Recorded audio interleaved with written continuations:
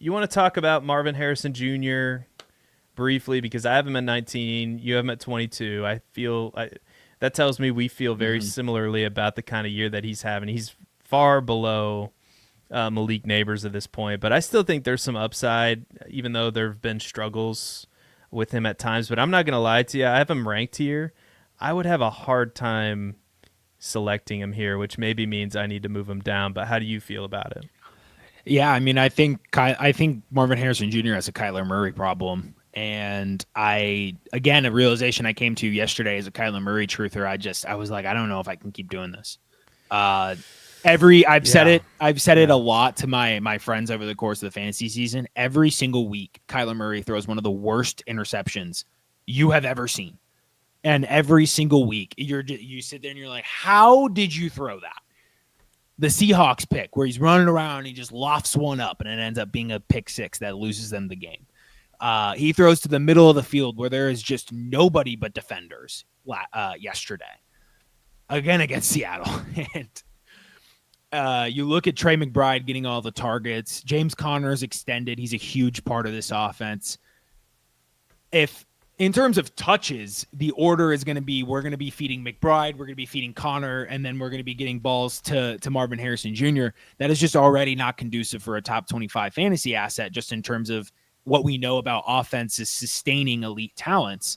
And it just Marvin Harrison Jr., his top end speed, his lack of that is showing. I'm not saying that he's a bust necessarily, but I do think that some of these things that would have made it easier for Kyler to get him the ball aren't coming to fruition. So it just right now, it's like, okay, they're not going to make an effort to force feed him the ball. Their offense is working fairly well as it stands, a more run-centric offense that is trying to get their guys in space. And I just don't think the volume's there for a guy like Marvin Harrison Jr. to be a top 25 guy. His only shot is if him and Kyler figure this out. Yeah, and as you were talking, I pulled up Kyler Murray's contract, and he's pretty locked in He's locked to in. Arizona. He's locked in. They can't really get out of it until 2028. And that's when there's a club option. Like if they, for example, if they cut him this offseason, which would mean, they cut him for 2025, that's a cap hit of $45 million. And I guess you do have, or I guess dead cap would be $63 million. So I guess you do have the Sean Paytons of the world that say, I don't have much time left on this earth. I can't deal with you anymore. Get out of here, Russell Wilson.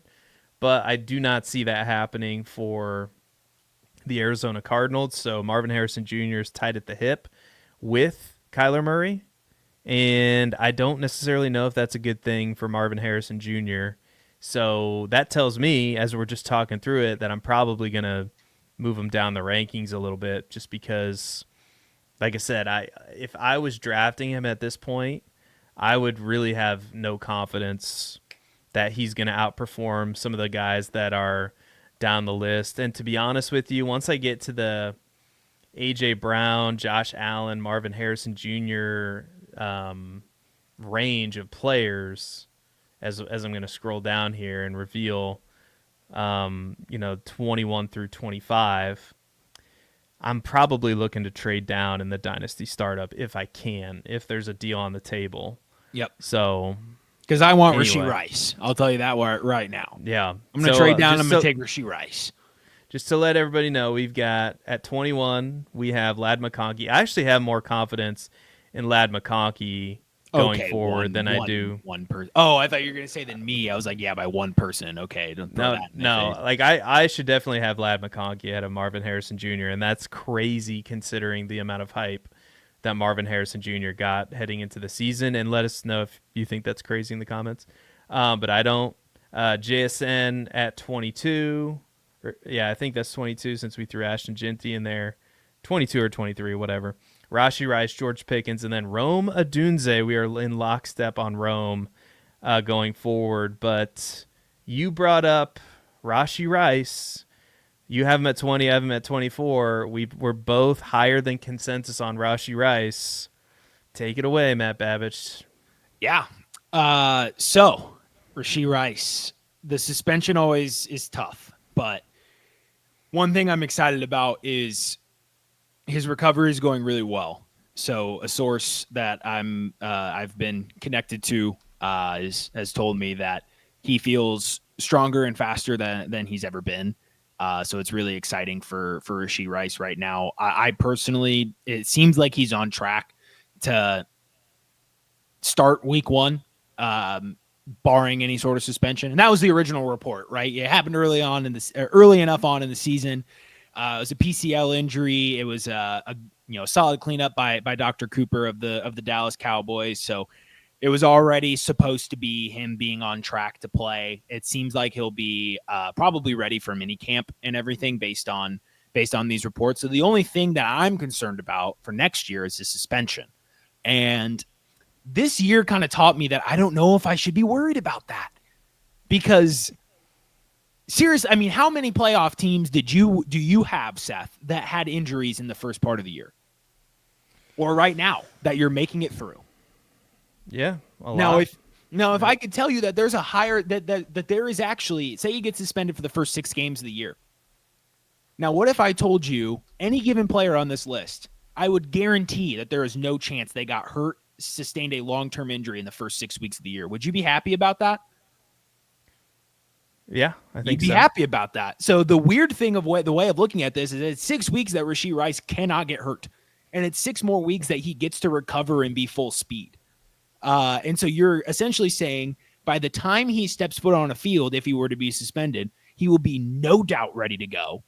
He'll be joining back into a Super Bowl caliber offense, and he's going to be their number 1 guy again. And so to me, maybe it's hubris. I am confident enough in my abilities as a fantasy manager to take on Rashee Rice missing the first part of the season. I am confident enough in fielding a playoff team that I can take on that potential. And what happens if I'm wrong? Injuries happen. My team becomes a mess. Cool. I flip. I load up on some picks. I shuffle some assets around, and I have a guy that's just going to be 25, again, with Patrick Mahomes, an incredible playmaker. So people just keep saying the suspension, and I get it. I'm not worried about it. I'm more worried about his long-term health with his knee, and there seems to be no issues there. So I'm still going to be pounding the table for Rashee Rice, a guy who I was pushing to be in the top 12 before his injury. Let me tell everybody why they should be extremely high on Rashee Rice. Number 1, as you detailed, Mr. Adam Schefter over there with your insider information that his recovery is going well. By all accounts, everything that I've seen, I've also seen that. I've been monitoring this as well. In the 4 games, so it's kind of misleading when you look at his stat sheet because he got injured early in the game against the Chargers in week 4.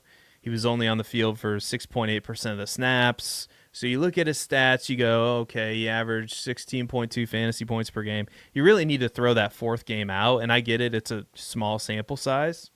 But in the 3-game sample size that he put up, he was averaging 21.6 fantasy points per game. And his lowest output was in week 1 against Baltimore, where he had 17.3 fantasy points, 9 targets, 7 receptions. If you look at the leaders in fantasy points per game, it's Jamar Chase with 22.7, and then it's Nico Collins with 19.5. So he's right there with the elite of the elite producers at the wide receiver position. If you can get past the suspension, he's a 24-year-old wide receiver connected to the best quarterback in the National Football League, the best offensive schematic genius in the National Football League for the entirety of his career potentially. Because Andy's only in his 60s. Bill Belichick wants to coach again, and he's 72.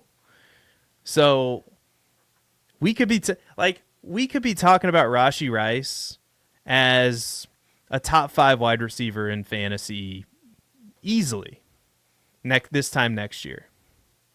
Yeah, I just to be completely honest, I didn't want my asinine ranking of Rashee Rice to construe the show or like the viewers to focus on that. Like I feel like he's just going to be someone with every month I tick him up a little bit.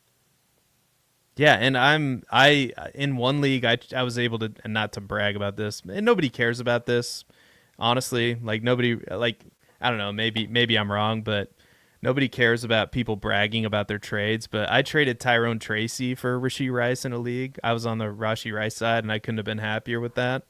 So that those kind of deals are out there, and I would urge everybody to get as much Rashee Rice as they possibly can.